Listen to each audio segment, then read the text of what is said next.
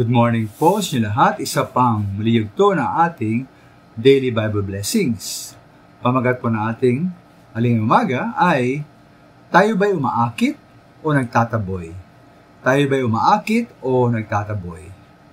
Kung nga pong Kristiyano, isang Kristiyano o sa Ebanghelyo ay may hambing sa isang salesman, ang magandang tanong po ito, tayo ba ay umaakit ng bibili o nagtataboy ng bibili bilang mga Kristiyano? Sa Matthew 23:13 po, binatikos ng Panginoong Yesus ang mga eskriba at pariseyo bilang mga mapagpaimbabaw o mga hipokrito.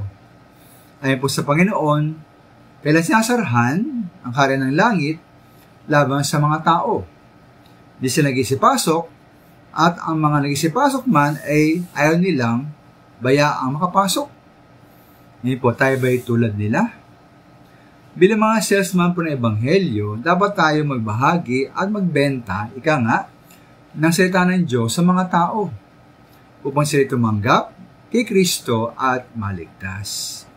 Pagkatapos po, ating iyayain silang makisa sa iglesia, maging kasapi at makibahagi sa gawain ng Panginoon. Ngunit po, nakakalungkot, tulad ng mga eskriba at pariseyo, maring tayo pa ang maging dahilan upang maitaboy natin ang mga tao. Dahil po sa ating kailang tanggihan ang Ebanghelyo, tanggihan natin Panginoon Yesus, at tanggihan natin iglesia. Paano po? Tulad ng mga eskriba at pariseyo sa magitan ng pagiging hipokrito. Ayon po sa verse 3, nila ginagawa at pinamumuhay ang kanilang pinapangaral. Ay sa verse 5, sila po'y gumagawa ng kabutihan na pawang pagitang tao lamang.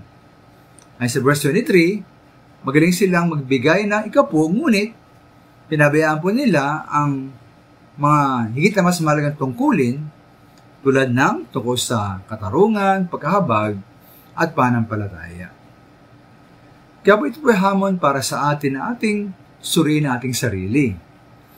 Tayo ba'y nakakaakit sa mga tao upang sila po'y lumapit sa Panginoong Yesus at kailan pong tanggapin ang Ebanghelyo?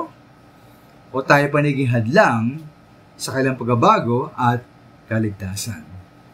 Ating pong suriin ating sarili. Tayo ba'y umaakit o tayo po ay nagtataboy? Maraming salamat.